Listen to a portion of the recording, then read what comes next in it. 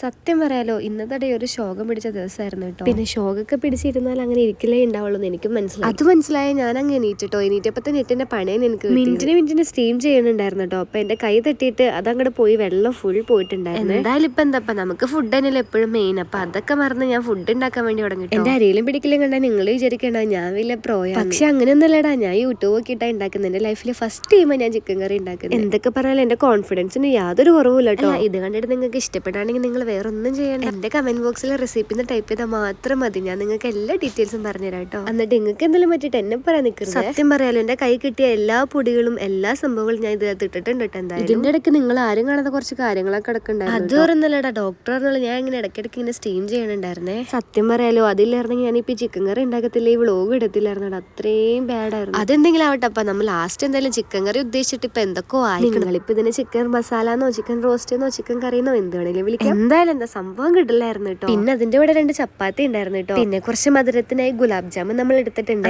എല്ലാം കൂട്ടി ഞാൻ ഒരു പിടി പിടിക്കട്ടെ. അപ്പൊ ഓക്കെ, ബൈഡാ.